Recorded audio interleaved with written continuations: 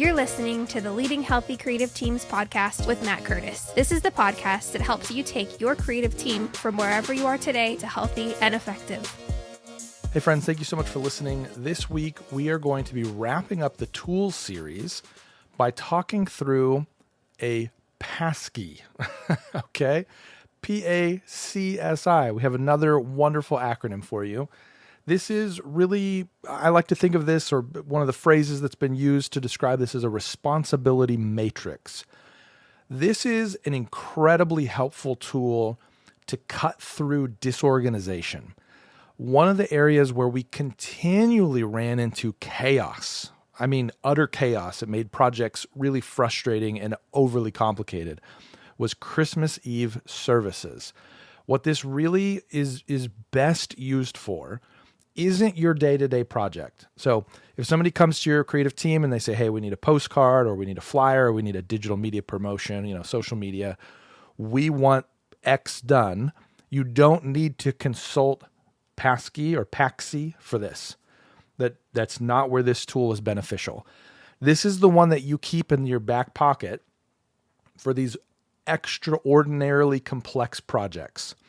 I'm going to use Christmas Eve as the model, simply because that is by far the most complex project that I was a part of. And the reason it was so complex was because it was kind of an all hands on deck moment for the organization.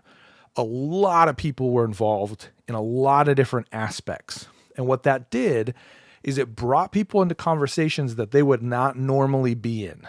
So you had a ministry leader who was not normally a creative in terms of their full-time, professional expectation. Now they are square in the middle of a creative venture. They don't know where the lines are drawn. They don't know how to allow the right people to do the right things, all of that.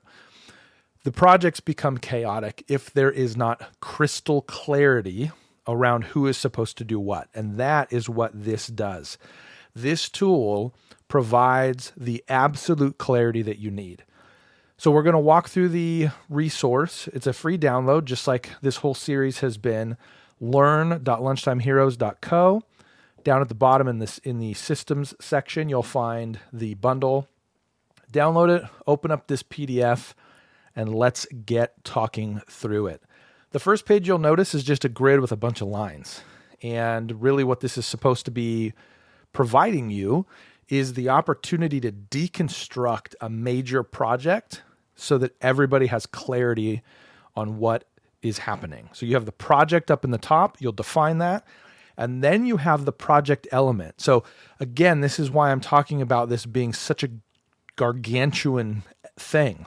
This isn't your basic project that happens in your creative team. This is a big thing. And so what that looks like is going to vary depending on the event that you're talking about. But let's say that you have a photo booth at some event that you're doing. That would be an entire project element. And then you have perform, accountable, control, suggest, and inform. And the reason that I want to present this tool to you is because this is a tool that I have found to be helpful as I've led creative teams. I have found that this is a common problem, especially when you go really broad in the volume of people that are contributing to a project. But I've used other tools that I have not found to be as helpful. And so I'm suggesting this, the PACSI in particular, because it included all of the elements that I needed it to in order to lead in a church context.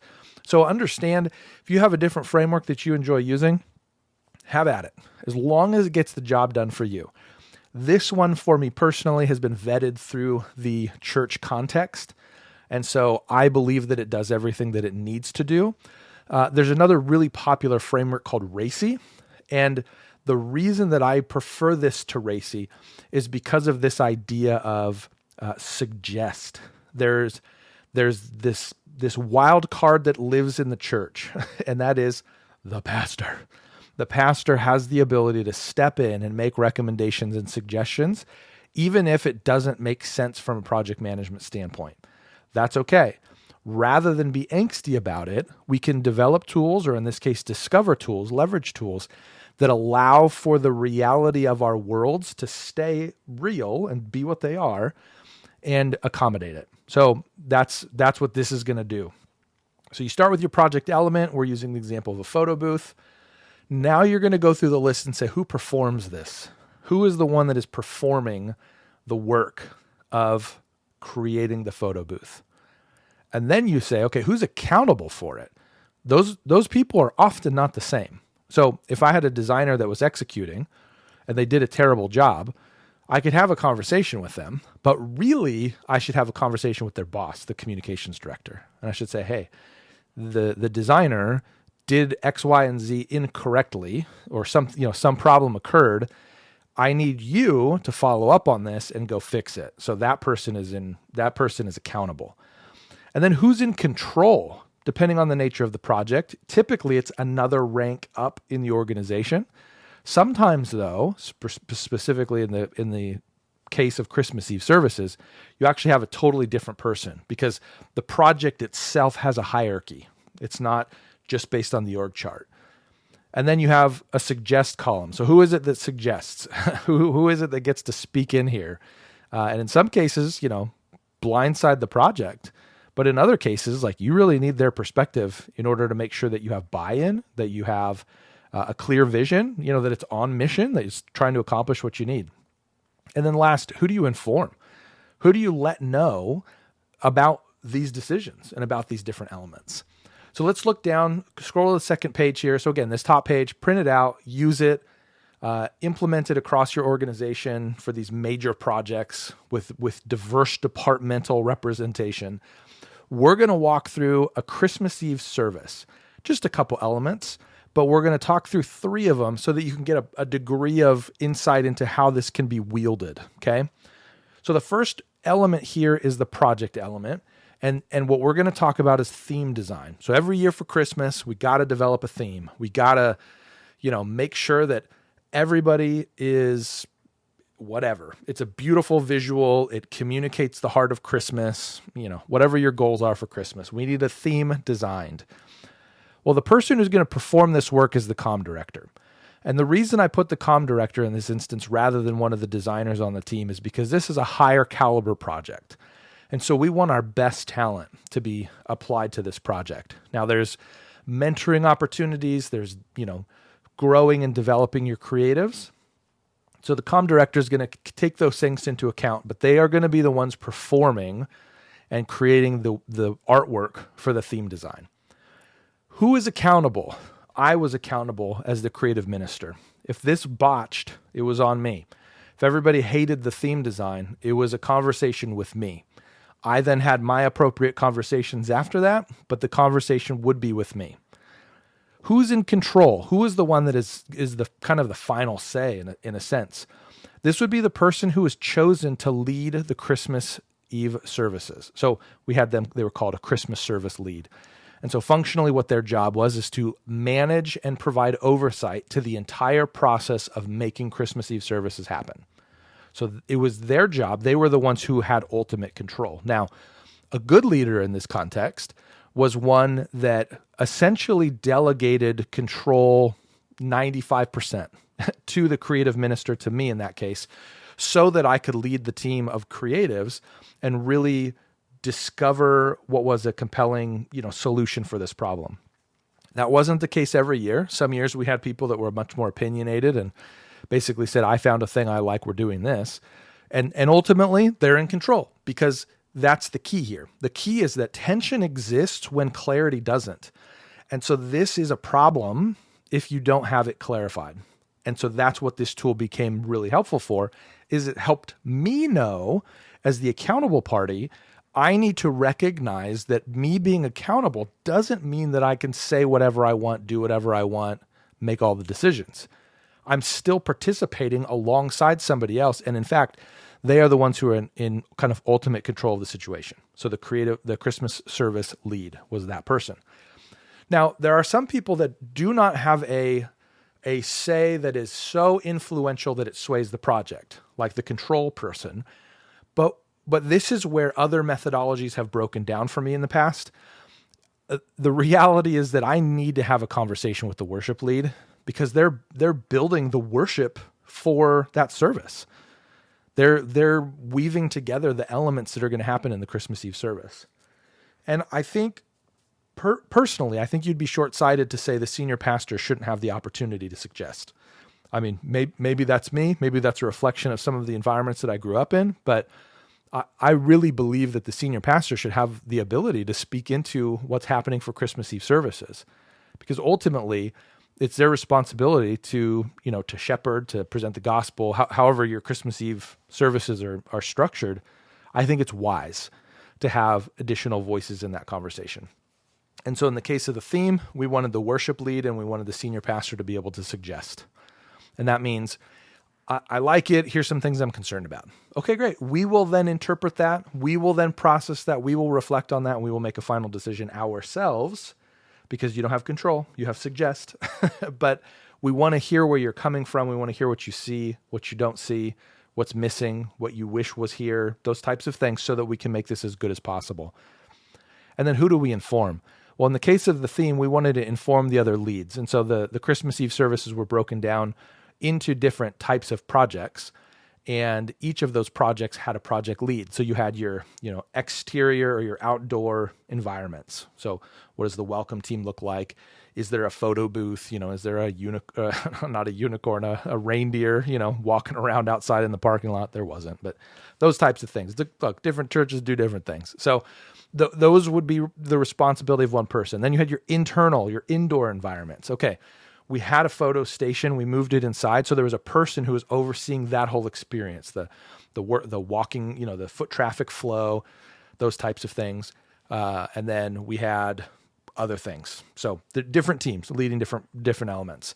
And so each of those team leaders, we wanted to make sure they knew about the theme, because they needed to integrate some of those concepts into whatever solutions they were creating.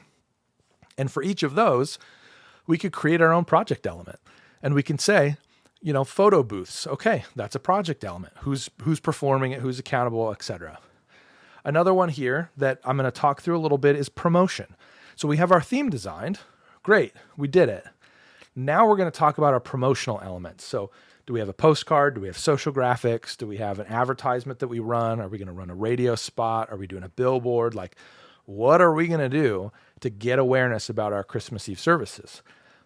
The perform here belongs to the graphic design team. So while the original art direction happens, the theme, that's happening with our comm director. We're taking our big guns here, assuming your comm director, has design chops. In our context, absolutely did. And so we wanted them to be taking it on.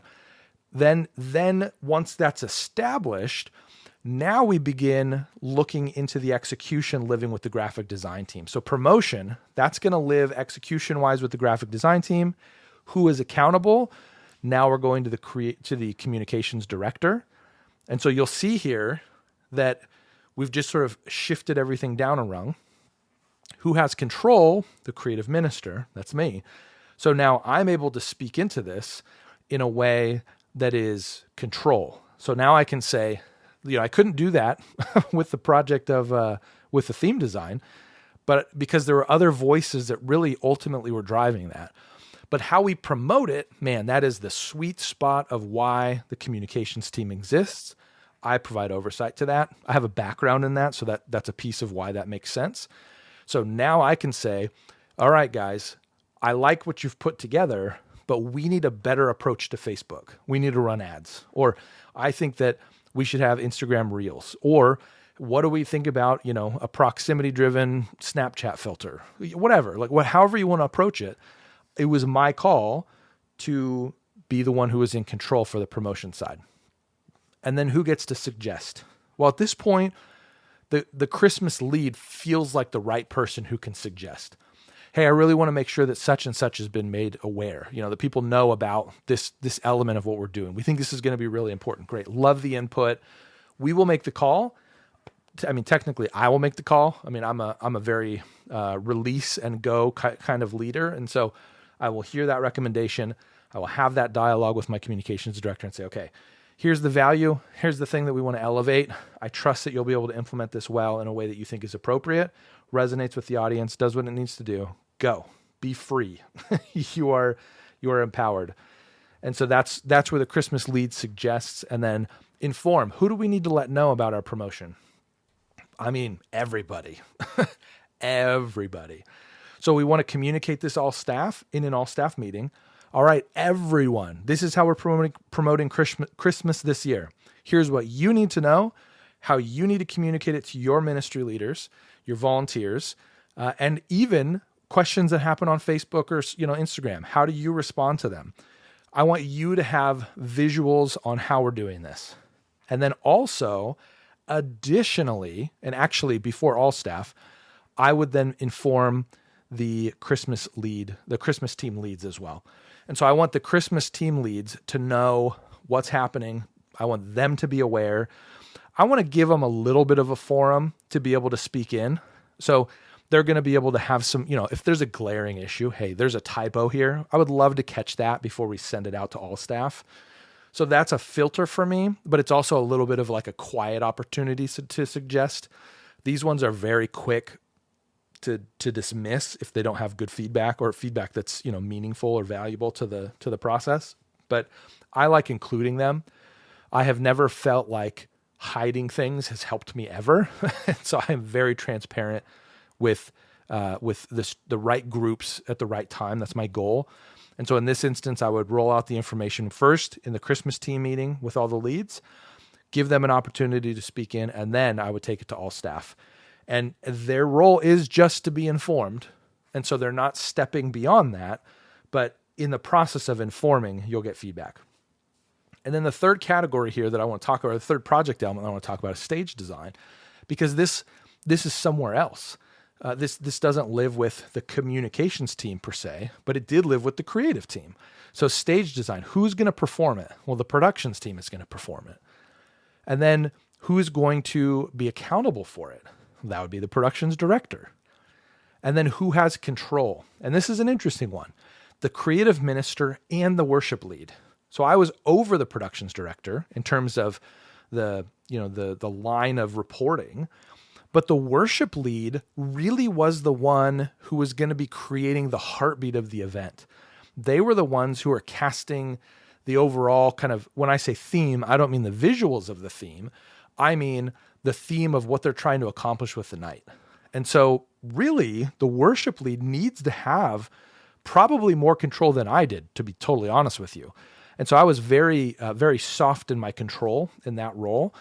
But instead, I was able to push the worship lead and say, hey, let's talk about landing the plane on this. Let's come to a conclusion here. And so I could advocate for my productions team. And I could say, you worship lead, you need to be helping them by making decisions in these areas. And so that was really kind of more of the posture for me. But that's where control lived. And what that did is that helped the productions director know this is not mine to dictate or to control. It also helped the communications director know this is not mine to dictate and control. It also helped the Christmas lead know this is not mine to dictate and control. It's not. Control belongs to the worship lead. That's where the primary drive comes from. And then in terms of suggesting, the creative team, I think it's reasonable that the creative team who's working on the theme has the opportunity to suggest things. And then in our context, we had multiple campuses. So the campus leads also had value in terms of being able to suggest, hey, we want to do a stage and this is the design. And then the campus lead who sets up and tears down says, yeah, I don't like that at all. That's going to take all of our time. We're already tight on our setup and teardown time. We don't have the margin to be able to add, building a tree from, whatever. Like it's crazy. We can't add it. It's too much. That's helpful to get that suggestion. Now, also keep in mind, campus leads aren't in control here. They are able to suggest. So the decision could be moved forward, and those in control, myself and the worship lead, we can make the call. I feel like this is critical to the success of what we're doing. Okay. I mean, all right, okay, fine. But know that that's going to create some heartburn. So the suggest here is really helpful to be able to get that input. And then the last group here, who are we going to inform? Who are we going to let know? We're going to let the Christmas lead know. That's important. Hey, this is kind of where we're landing because budget implications, time, just volume and complexity of work. And then also the creative team leads. Hey, this is kind of the look that we're going for. So if you have a photo booth, let's say we're doing Christmas trees as our stage design. Well, if you have a photo booth, put Christmas trees. Like, don't put giant ornaments. That's like it doesn't make sense to be off the kind of the visual pattern or the visual look and feel of the whole night. And so that's where this document becomes incredibly helpful, because what it does is it prevents some of these random conversations from happening. One of the problems that we were running into is that we would have a group meeting, we would land on what we thought the direction was, and then there was like a sidebar conversation that totally upended everything. And then one team was moving in one direction, another team was moving in a different direction. And it created a lot of sideways energy, because then in the next meeting, everybody had moved further down the wrong road. Then we had to recalibrate and reorient. I don't understand. Who even changed this? So this document basically says, I'm only going to the person who's in charge to get input and to get insights on where we're going next. So if the communications director is the one who's in charge of this, they have control. I'm going to them and them alone. I don't care if somebody else has a conversation. I don't care if, the worship guy had a great idea for a theme. I'm not going that way, because on this document, Christmas service lead has control. Okay, find the Christmas service lead. Hey, lead, this is the direction that we're going as far as you understand, correct? And the answer will be, yes, I'm in control. That's the direction that we're going as far as I know. To get the most clarity, talk to the accountable person, the creative minister. They'll be able to tell you if that's still the direction that they feel comfortable with. But based on our last conversation, yes, that's where we're going. Worship guy doesn't belong in this conversation. He's not involved at all, because he's not listed as the one performing, the one accountable, or the one in control. Yes, he can suggest. And so maybe that's what was happening. He was suggesting things in a private meeting, but that's not enough to change the direction of where we're going. So this is really a powerful tool to interject clarity into an event that tends to be usually an abnormal event. So again, I just want to drive that home. This isn't your day-to-day operations. This is that big all-hands event. Everybody's participating. It's real easy to step on each other's toes. And it's not done with malice. It's not done with, I'm a control freak. It has nothing to do with that. It just has... It has to do with the fact that there just isn't a lot of clarity, because it's new. It's different. It's not the normal way of operating. So that's where the PACSI can really help you identify all of the different roles of a major project and prevent overlap and argument and frustration extremely well. Thanks for listening to this episode of Leading Healthy Creative Teams. This podcast is just one of the ways Lunchtime Heroes helps build healthy creative teams in the church. Stay up to date on the latest by signing up for the Creative Bites email at lunchtimeheroes.co.